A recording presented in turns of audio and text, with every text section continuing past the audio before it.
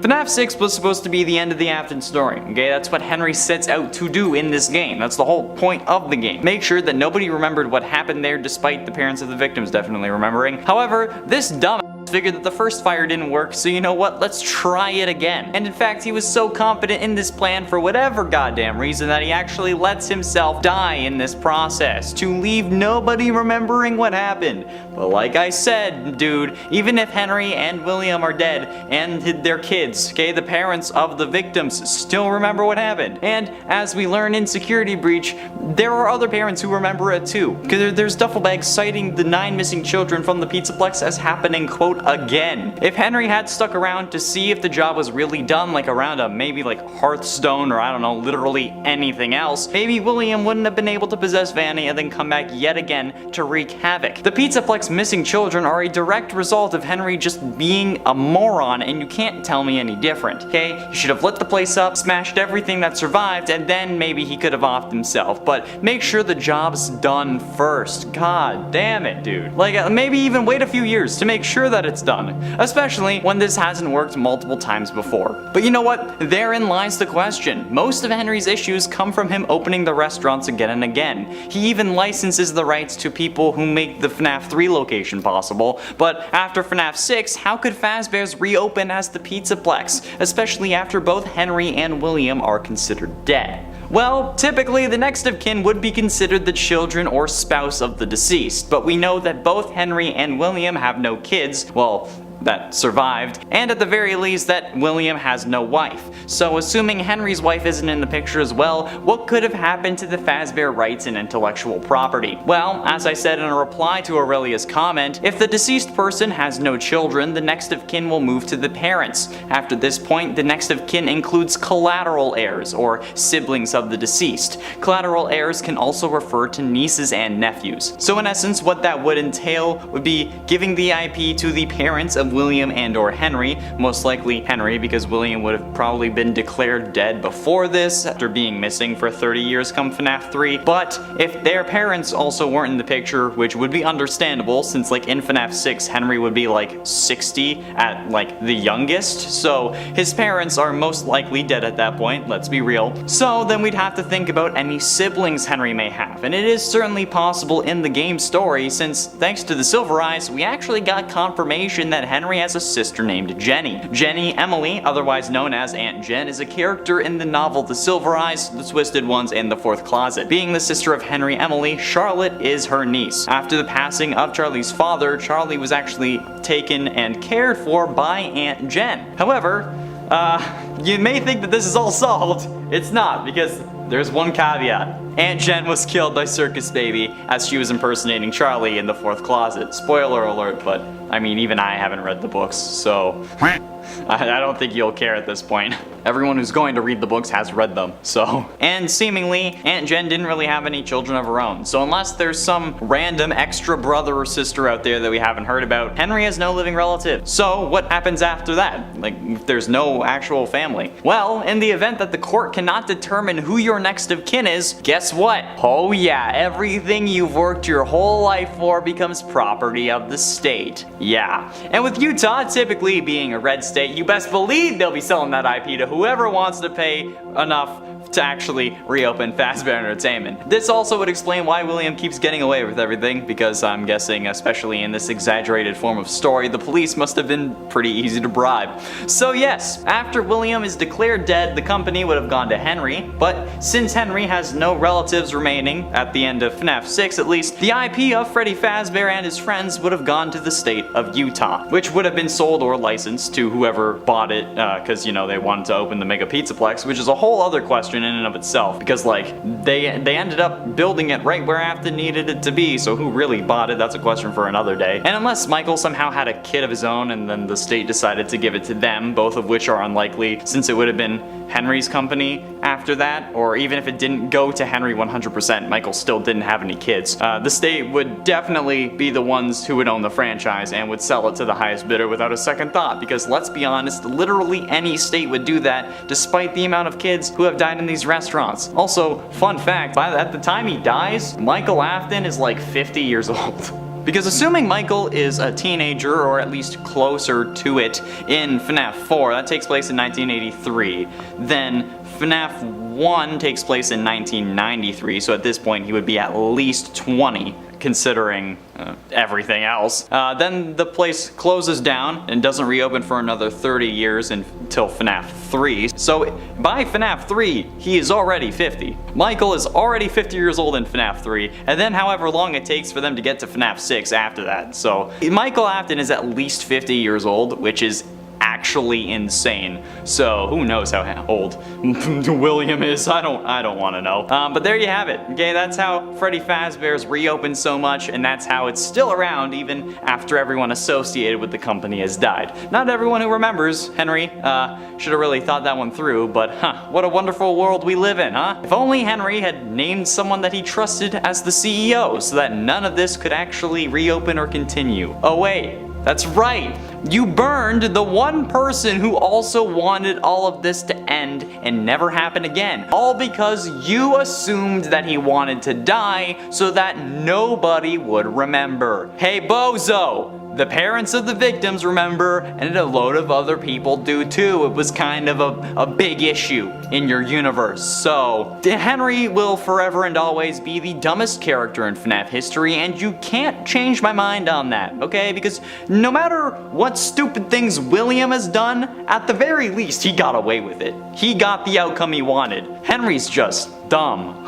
In 10, Mangle was made from Isnt. Okay, this isn't really a popular theory, or it wasn't a popular theory. In fact, most people hated this theory, but this theory suggests that Mangle was actually made after the events that occurred in the minigames of Sister Location, where Michael Afton barfs up last night's helping of Isnt spaghetti. This theory seems to point out that Isnt now has plenty of loose and missing parts that could be used to make Mangle. I mean, this is the kind of thing that Scott would have done, but it was also revealed that Baby was kicked out and then she reassembled herself in FNAF 6, and then Isnt became Molten Freddy. So I don't think it has literally any footing at this point anymore, but it's an interesting theory nonetheless. Even if you hate the theory, you kind of believe that it would end up being a thing, even just a little bit.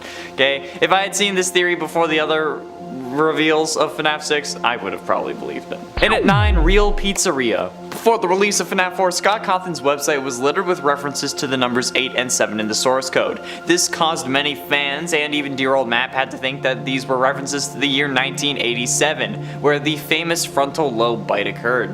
However, other fans believed that these were somehow coordinates, so after plugging them into Google Maps, which I honestly don't understand how you do when you just have a whole bunch of 8s and 7s, like, I tried it, I couldn't figure it out, but whatever.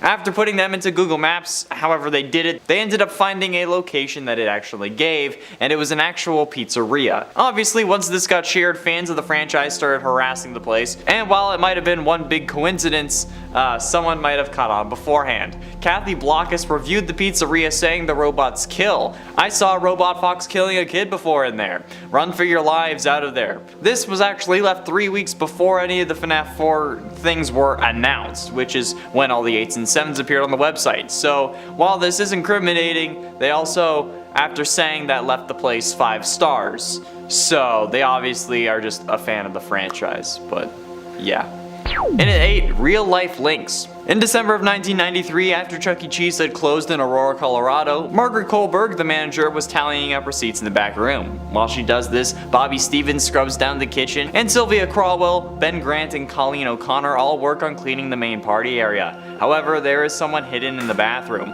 19-year-old Nathan Dunlap. Earlier that year, he had begun working at this location as a cook, before getting into an argument over his hours, which resulted in him losing his job. He was looking for revenge. He exited the bathroom and began firing, killing everyone in the building. First Sylvia, then Ben, then Colleen, then he went to the kitchen where the bullet entered Bobby's jaw, sending him flying to the ground. Then Nathan went to the back where Margaret opened the safe before being shot twice. Nathan then filled her bag with $1,500 cash, arcade tokens, and keychains.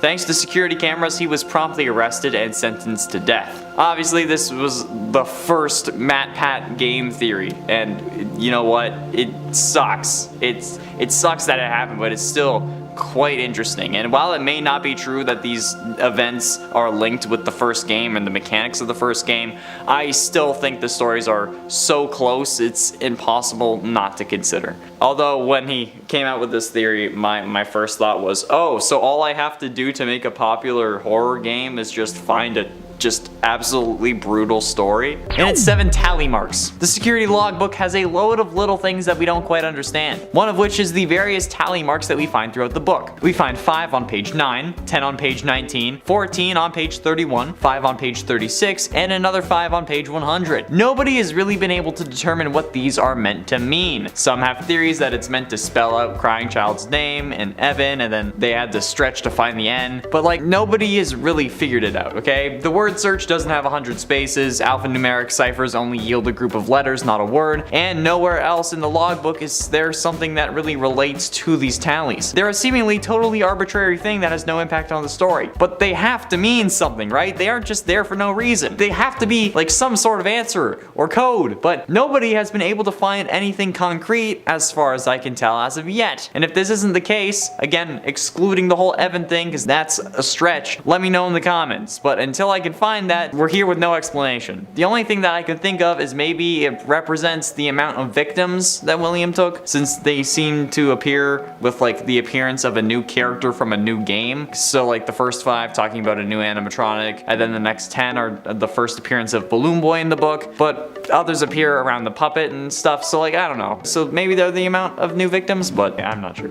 In at 6, Withered Bonnie wants your face. In Withered Bonnie's jump scare in FNAF 2, we can actually see him reaching towards your screen, as if reaching for your face. I mean, to be fair, he is missing his, and the other animatronics attack if they see an endoskeleton, but if he had an exposed endoskeleton, why would he attack another one when they're one of his own? Withered Bonnie is also essentially reaching for the Freddy mask that you have on your head, maybe thinking that it can use it to prevent others from attacking him, since his freaking face is missing, making him absolutely terrifying. Actually, now that I think about it, like, what if the reason they're attacking you is because they can sense the remnant in your body? Maybe, in fact, you do get scooped before becoming the night guard at these pizzerias, and now you look like you should be in a suit because Ennard is inside you, or maybe he's already evacuated at this point. I don't know, it seems like a stretch, but I figured I would put it out there. Halfway through in at number 5, Mrs. Afton. We know little about Mrs. Afton. We don't even really know if there was a Mrs. Afton. We know that William probably had to have some form of woman in his life, assuming his kids are biological and not adopted or kidnapped, but we also have no idea who this woman was, or if she's currently alive, if she died, or maybe she just divorced William or left him. There have been so many rumors or ideas that were started by different FNAF parody songs and animations involving car accidents and the missus walking in on whatever William was doing, but none of these have ever been confirmed, so treating them as fact is a major mistake, okay? There's also no official name yet for Mrs. Afton. Some people call her Clara because of The Immortal and the Restless, the soap opera from Sister Location, since there was a vampire in purple that people compared to William, which for some reason meant that even though William's name's not Vlad, that Clara was 100% the name of his wife, which, I mean, isn't true, okay? Because like, Clara Afton doesn't seem to exist, at least yet, and some, including myself, thought that Vanessa from Security Breach could have been revealed to be Mrs. Afton, but doesn't seem to be the case anymore. Or like, maybe at least she could have been the baby mama, but again, that's not happening. And for the Cult of Afton, another theory that I saw from MatPat in Help Wanted's Curse of Dreadbear DLC. In Help Wanted's Curse of Dreadbear DLC, you are tasked with collecting 4 keys from a corn maze while Hollow Foxy chases you. Or I guess Jacko, or not Hollow, no, it is Hollow Foxy. It should be Jacko Foxy, but whatever. Well, if you end up finding all 4 of them, a 5th one appears, a glitchy one. And if you manage to get it, it unlocks a cellar, which looks like the barn that acts like the hub of the game, but it actually isn't, because it's a cellar, not a barn. Either way, this time the banner is torn up, as if it's been decaying for years, and then there's a bunny mask sitting on the table next to an unlit candle, in a circle of potentially blood or maybe red candle wax. Well, you put this mask on and your breathing slows and relaxes, and then the DLC is complete. When you head back to the prize counter, you can wear the mask there again, but if you do this while holding Glitch Trap's plush, you actually seemingly start having a conversation with someone, but you can't hear the other person, you only hear you. This led MatPat to believe that there is a cult forming around worshipping Afton, and maybe even trying to bring him back from hell. And I mean, Vannys brought him back from hell. Maybe she's just not the only one that's possessed, right? I mean, they're gonna have to do something now that we have no idea what happened to literally any of the characters. So, who knows?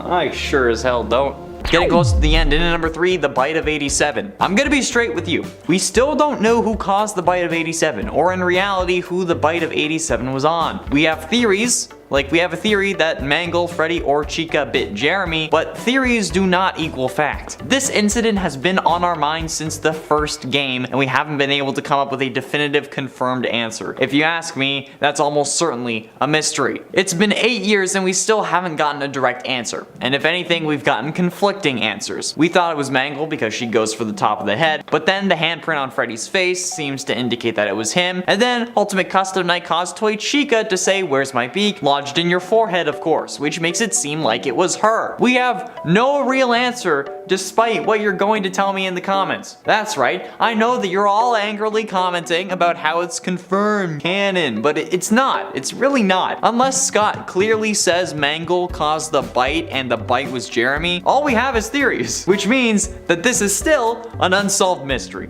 Penultimately, and at number 2, special delivery indoctrination.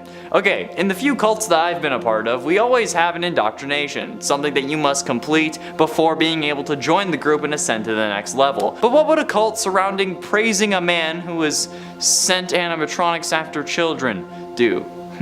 Obviously, it would make you need to survive them. And sure, there are the normal games, but like, we don't compare those to real life, right? You need something that's more mobile and accessible. Everyone has a phone, and while it's easy to stay in one place, you can actually move around while using the AR on your phone, making it a more difficult challenge, but also a more telling test of your skill and problem-solving abilities. Plus, they gotta know that you can kill kids. So hey, maybe FNAF AR is not actually, we're not playing as families who are ordering these rogue animatronics. Maybe we're just joining the cult. Finally, in at number 1, ignore help wanted. This is very much wrong, but finally, still on about the cult of Afton. Maybe they were trying to get him out. Originally, we thought we were supposed to ignore help wanted because it was trying to reboot the series. We had no idea what was going on next, and you know what? At the time, it seemed plausible, but now, it's not. That's not what we're supposed to be doing. Help Wanted is fully canon despite how confusing it may be. I don't know how you're like putting a sentient code version of a serial killer back inside of his original animatronic with his own head in it. Like, I don't get that. I don't know how that's possible. I don't want to know how that's possible, but you know what? This dude has been burnt so many times. I think that he just needs to accept it and move on. I've said this in literally every other video. Afton just needs to die. Please, save me this suffering.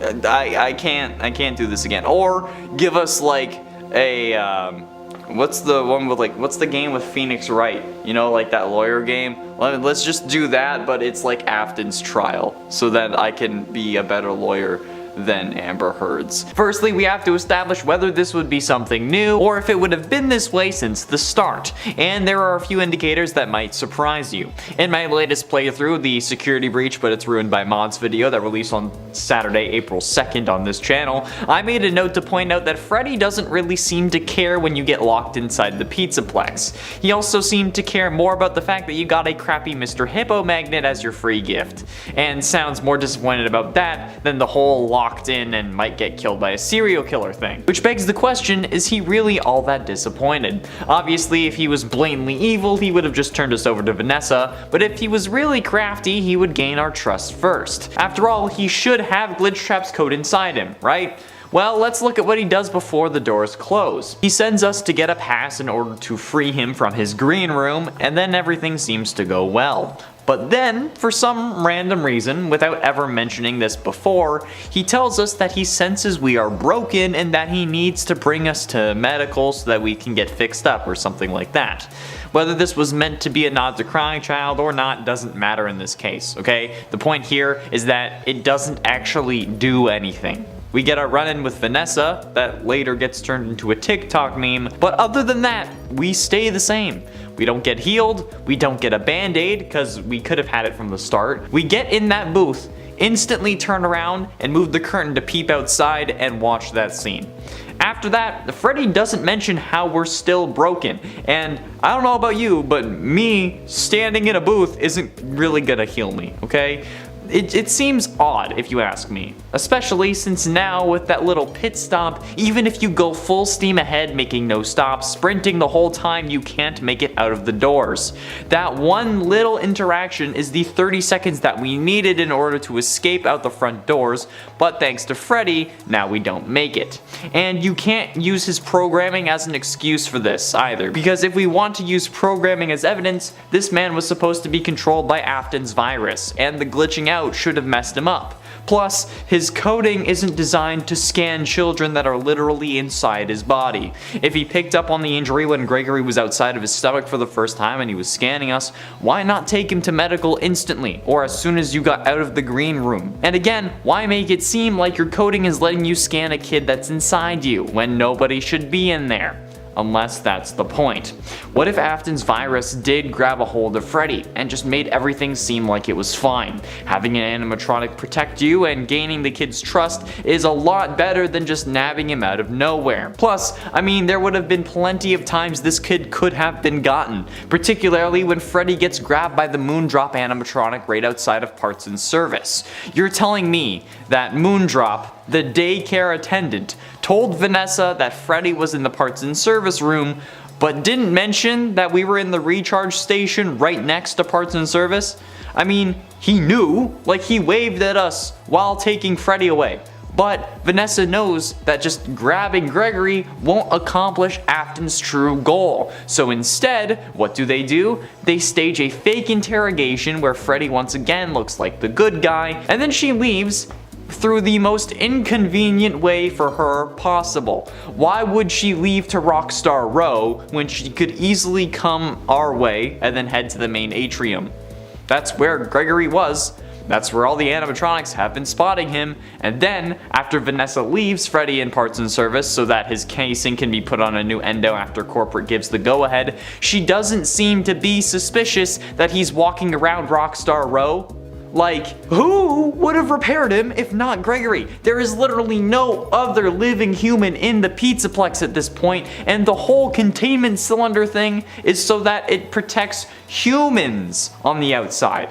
Why is Vanessa so nonchalant about Freddy walking around? It was something that confused me in my first playthrough. I figured that Vanessa would just pull us out of Freddy if we got too close, but no. And a reasonable explanation to that is that she isn't sus because she knows the plan. And also, it's worth noting that Afton has spent all this time in a burnt down Pizzaplex that also contained his daughter, who has pulled this exact same scheme on us prior to this game, okay? So he could have picked up on it from her, either while they were burning, while she was trying to impress him, or maybe if she is controlling the blob and it's not actually Funtime Freddy.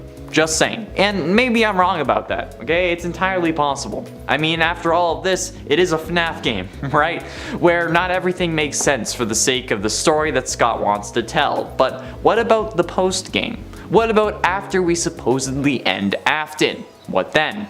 Is Freddy on the up and up? Or is there enough of Afton in there for us to be in danger? Well, it's actually a pretty interesting idea, since there is the distinct possibility that Afton is now controlling Freddy. Sure, when we haven't defeated Afton's body and he ends up possessing Freddy, we get killed instantly and Freddy gets purple eyes. However, in the actual ending to this boss fight, we supposedly stop Burn Trap. But then, the area around us starts collapsing. What if Afton was using Freddy as a means of escape when he knew that his situation was dire? I mean, honestly, if we think about this, Afton was downloading his consciousness wirelessly into Glamrock Freddy while we were fighting him. That was the whole point of the fight. But would it really reset to 0 once he stops and tries again? Or would it just be like pausing a download? Honestly, with the kind of buffoonery in this series, I don't think we can discount the possibility that Afton was simply just putting a pause on the download in an effort to eventually still take over Freddy and potentially spend time with his robot son. Or maybe just escape into the world once more. But like, seriously, he was transferring his consciousness into Glamrock Freddy by putting his hand on a monitor. And not even a monitor, like a dinosaur monitor at that. I don't think that we can like just go like, oh no, he's not in Freddy, he's dead, he's gone forever. That's no. If he can transfer his brain from an animatronic into another animatronic through touching a computer screen where he can see the guy, that's no. If you think that Afton's done, you have not been paying attention to this series at all. And if you think that Glamrock Freddy is safe, again, you don't know the series in the slightest. I hate that I was right about Freddy, because eventually it's gonna be revealed that he's evil. I know it. The FNAF DLC is fast approaching. Kind of.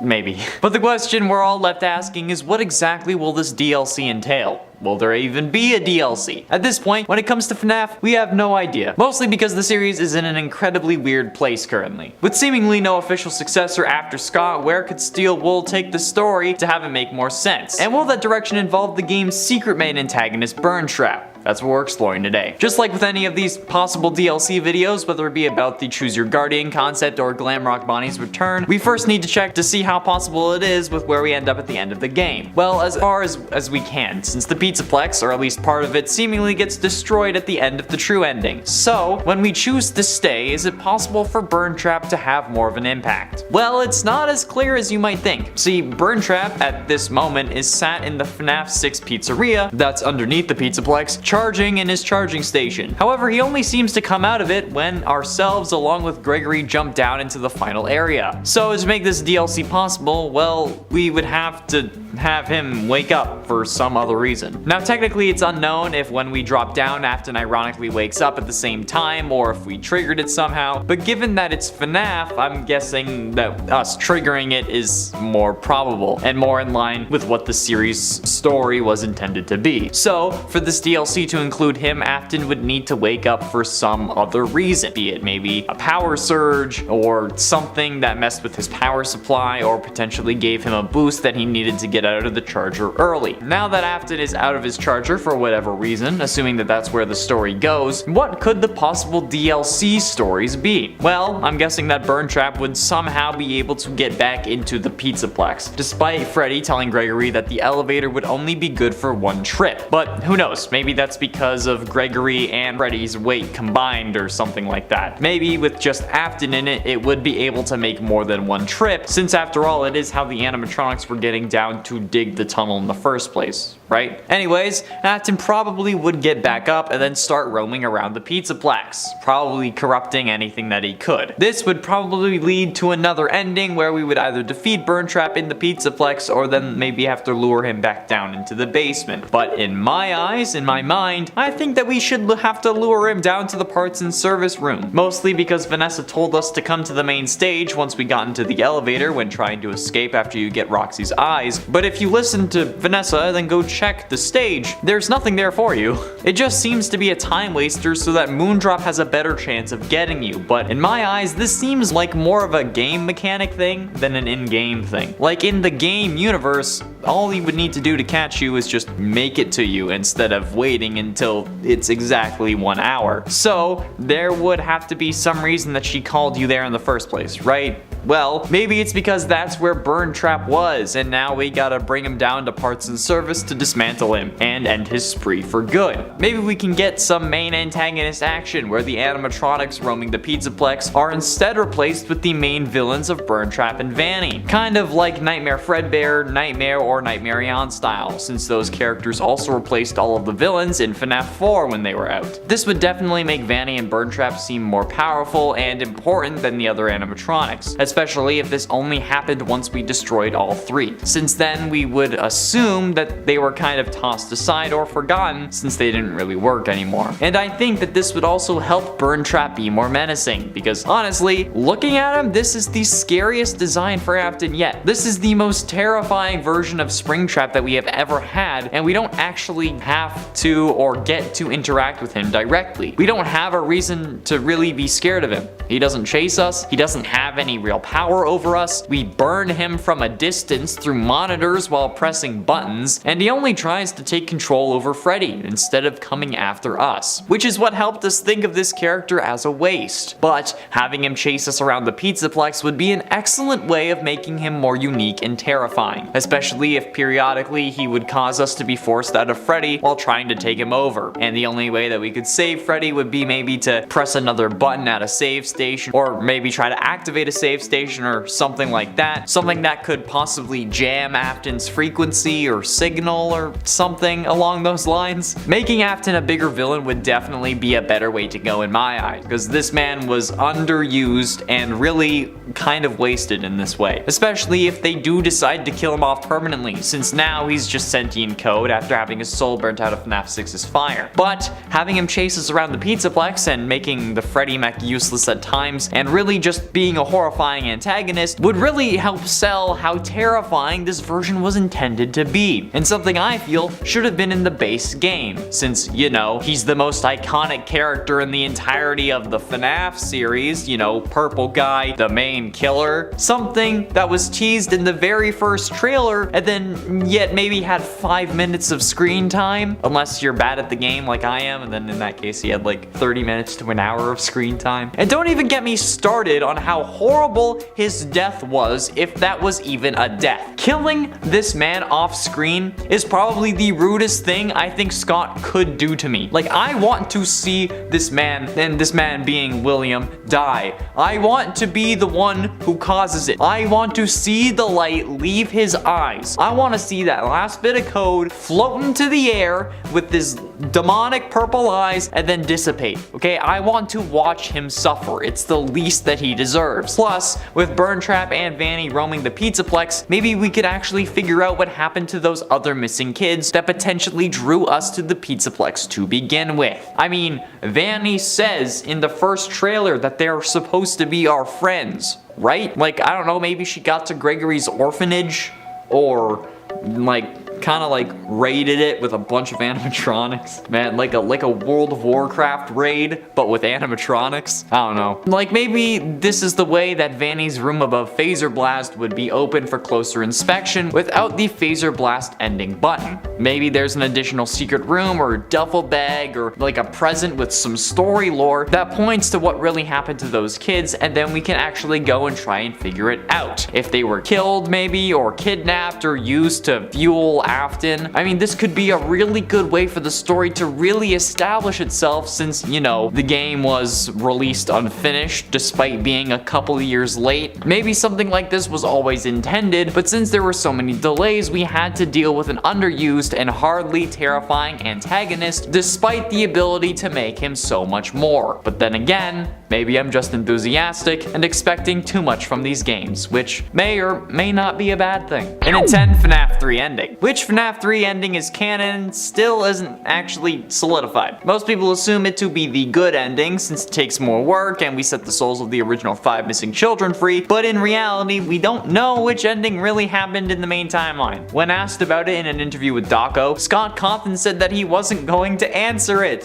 since he knows how the community gets with things, and cited the argument over Mangle's gender as a reason why he wouldn't answer. But in my mind, that would just be more of a reason to answer it, so that we would would stop fighting over which ending is correct, because then we would have a definitive answer. You didn't give us a definitive gender for Mangle, did you? I don't know. But that's a theory for another day. There was also the common two eyes theory that aimed to explain that there were two souls inside of Golden Freddy, since Golden Freddy had two eyes lit in the bad ending of FNAF 3. However, this is also not true, since the character of Crying Child wasn't even introduced yet, and this was planned to be the final game of the series. So why would an animatronic suddenly have two souls inside of it in the last game? And the light in the other eye is just because it's bouncing off the inside of the helmet. That's how light works. Other animatronics in that scene also have some light in their other eyes. So basically everything about FNAF 3's ending is still a mystery. And at 9, Vannys Fate. Vannys Fate from one of the most recent endings is also a mystery when you look at it. In the canon ending to Security Breach, the one where we fight against William Afton in the form of Burn Trap, in that ending we actually don't see what happens to Vanny. While yes, Burn Trap might have been dealt with, we don't know if that releases Vanny or if she's still under his control. Plus, we don't know what she's doing while all of this was going down. When there's a canon ending, you expect the main antagonist of the game to be there. So when Freddy and Gregory are sitting on that hill chilling, what comes next for the series? This is a question that I genuinely don't have an answer to, and honestly that I couldn't have an answer to. There are so many possibilities now that it's practically impossible for me to guess, and actually I'm pretty sure that's the point. But what do you think? Do you think Vanny survived, or was she caught in the collapse of Roxy's Raceway among with potentially the rest of the Pizzaplex? Be sure you let me know your thought process and theories in the comments below or on my Instagram, okay? Because I'm genuinely curious. And at 8, possession rules. Possession in the FNAF universe is very interesting. However, it's not something that we fully understand yet. There are a couple things we know, like how agony is one of the most powerful emotions that stretches out further from the body than any other emotion, but we don't really know if agony, grabbing hold of something, and what we call possession are the same thing. We don't know if when you die, if it's your remaining agony, or if it's supposed to be your spirit grabbing on. We also don't really know any other rules, if there are any. We don't know if you need to be close to the thing that you're possessing, assuming that possession and agony are different, since if agony is what we are calling possession, then we would need to be around the thing that we're possessing. It reaches out further from the body than any other emotion, but it doesn't reach out like 5 miles, okay? And we know very little about the rules of possession just in general in the series. And you know what? That's probably going to stay that way. I mean, like, if we knew the rules, it would mean that the series would also be confined to those rules. But by never establishing them to begin with, the games can do whatever they want, and then we can't really question it since they never said that it couldn't happen.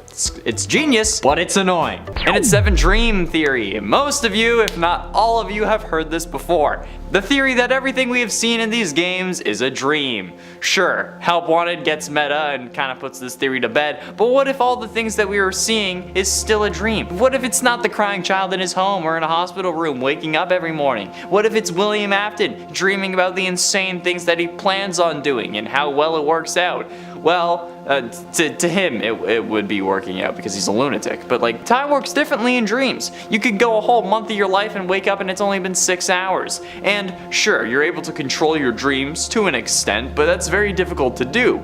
Once you realize you're dreaming, for the most part, you wake up. So what if he's only considering killing kids right now? And this is his mind telling him not to do it, or to do it, because again, he's cuckoo for Cocoa Puffs. Or there is another theory that we are still dreaming through Crying Child, where he is just now further into the dream, trying to justify what he saw so that when he wakes up, he isn't terrified. Or he played the games and then actually had real nightmares about them. And at 6, the Stitch Wraith. The Stitch Wraith was a character introduced in the FNAF Frights book epilogues, with each installment of the series giving you another chapter of his story. However, we still have yet to see why the character was introduced and if he will be included in future games. It's possible that this was another planned possible antagonist for whoever was taking over next. However, these books started releasing before Scott announced his retirement, from my memory at least, unless he was planning it beforehand. The Stitch Wraith is a mysterious figure wearing Phineas Taggart's black trench coat. It wears a white mask, later revealed to be the head of the Simon doll. The mask's features are drawn on with a thick black marker. It has 2 eyes, one of which is blackened, originally intended to resemble a black eye on Simon. It sports a toothy grin with a missing tooth, and something appears to be stuck between its front teeth. It also appears to have blood around its mouth, but it's actually meant to be pizza sauce. I doubt it. The rest of the body is an endoskeleton of unknown origin, and in its chest lies Fetch's battery, which was glowing red when it was first activated. But nothing like that seems to have been spotted in the games yet. So, what do you think? Will we see the Stitch Wraith on screen and not on pages anytime soon, or will he remain someone for the books? Halfway through into number 5, the movie isn't real. We all know about the Five Nights at Freddy's movie supposedly in development by the same studio that made Paranormal Activity, Blumhouse Studios. But what if that's not really going to happen? I could see something like this playing out, where instead of making a movie that they say the workers ended up dying on set, causing them to halt production. And while it may get some bad press, a series about dead kids possessing animatronics having real deaths associated with it would be incredible press, especially when the deaths are fake because they only wanted to use the movie as a boost to the games and the books. We've forgotten part of a word on a potential plot, and then that's it. After Scott talked about the scripts on Reddit, he left it. We've heard nothing since, at least to my knowledge. And maybe the studio got the rights to the movie since they know how to handle paranormal press, something like that. Or they have a guy that can do that or something. Maybe they're trying to pull like a Blair Witch kind of thing. I don't know. I just think that the movie would make an actual metric boatload, and since Scott loves rushing games out every other month, it's a surprise that this movie hasn't come out yet, and that's suspicious if you ask me. And at 4, Client 46. Some believe Gregory to be the mysterious Client 46, able to be found in the retro CDs available at the end of Security Breach using Roxy's eyes. However, others suggest that perhaps Client 46 is Vanny, since Vanny is an alternate persona of Vanessa, and Vanessa is the only other client with retro CDs in the game. Client 46 doesn't talk, at least from what we can hear, but is adept at hacking, something we at least before the game came out associated with Vanny. But if Gregory is a robot, or if he's just a genius, the hacking thing can be easily explained. And Vanessa is asked about making her costume, whereas Client 46 is seen talking to someone in a bunny costume, or at very least the costume. And if that was Vanny, why would she be talking to her costume? It just seems weird. The cameras, when they talk though, are also glitching, indicating that the bunny is actually Vanny. There is also the fact that Vanessa leaves in disc 12 or so, and 46 doesn't leave until the end of disc 16. I still think that it's Gregory, but hey, everyone's entitled to their own opinion, right? Unless they share it on a YouTube video, according to some of the comments I've been seeing. But again, it's a mystery that we don't have an answer for. Getting close to the end, and at number 3, you're the new killer. And you know what? This one was right. While yes, I did start playing through FNAF VR on the channel, you sure you go watch those, share and like that video, because I'm not playing the VR game again, hell no. No matter what you do in the final battle against Glitch Trap, you end up getting stuck in the game while he gets out. And maybe it's not actually the game. It was actually signifying that he was taking over your body and locking you inside your own mind. So, this time he was passing the baton on to you, or at least we thought that he could be, and it was true. I've already said it, right? Like, he was taking over your body, like physically controlling you while you were in your own head. That's what the door was. Princess Quest proved that in Security Breach. We all know this now, okay? We've done the research. I say we've done the research. We played the game. We read the lore bags. We know. It's a thing. It's canon. We play as Vanny in Help Wanted, and now we are the killer. We finally got to play as the killer in a VR game, and you know what? I've been wanting that for years. Although I wanted more specifically a Purple Guy Simulator in VR game, because I'm sadistic like that. But you know what? This is okay. I'm fine with this. We get to play as a killer, and it was a theory a long time ago, and you know what? It happened. So, yes. And ultimately, into number 2, Afton's Fate. The true ending of Security Breach is seemingly one of the scariest parts of the game for me, because it contains a load of things that scare me when it comes to the series' lore. One of them being plenty of unanswered questions and unsolved mysteries, along with vague endings. After making your way into Burntrap's area, Freddy will be taken over by Afton's newest form. And then it's up to Gregory to defeat him by using 3 monitors and buttons to burn him, one of the lamest boss battles in history. Players will also need to avoid the animatronic enemies that come for Gregory that aren't Burntrap, and then you'll have to use the doors to temporarily lock them out, or you'll have to get inside Freddy and then scare Roxy away. When Springtrap is finally burnt for the last time, the Blob, which was that whole tentacle monster Rule 34 kind of thing, will attack him, making sure that he doesn't get free. Hopefully. Freddy and Gregory will then be shown escaping and sitting on a hill together. However, if the Blob actually does kill William, that's a whole other question, okay? There are death animations in the game files, however, they aren't used in the ending, so we can't count them as canon. Plus, the whole I always come back thing should have ended with this game from what we understood about the series, but he came back nonetheless, so even logical conclusions aren't gonna help us here. God, Just please, let William finally be dead for the love of everything. Please. I think that unfortunately Afton being resurrected or returning in some form or another is inevitable. Like, I don't get why. Like, at this point, we can move on from this killer and have a whole new one, but a load of people seem to think that we need Afton back. And finally, in at number 1, Origins. This is number 1 because I know for a fact that it's going to make plenty of FNAF fans mad. However, we don't know why William Afton started killing. He was planning on killing before his children died, since every single one of his kids died due to his desire to kill others. Elizabeth died because he built the baby murder bot along with the other fun time murder bots. Crying Child died because he was bit by superpowered Fredbear, and Michael died because he was trying to right his father's wrongs and got burnt alive trying to fix everything. And because his kids died was our only good lead, we have nothing now. In the books, he learns about Remnant and then wants to harness it to become immortal, but he learns this after starting his killing spree. We've made multiple videos about possible William Afton origins, a few of them being wild and crazy like a demon deal gone wrong, and some are more character focused like maybe his wife leaving or dying caused a psychotic break, but all are still equally possible since there isn't much evidence for any theory. They're all just speculation. Because after all, even if it did have evidence, it would just be theories. Just FNAF theories. And yes, that's a reference to MatPat. Every time I say that, people get confused for some reason, okay? I'm referencing MatPat there because he says it's just a theory, a game theory, at the end of every game theory episode, okay? I'm not stealing it from him. I'm not doing anything shady. It's a reference. Everyone knows what I'm doing, okay? So just chill.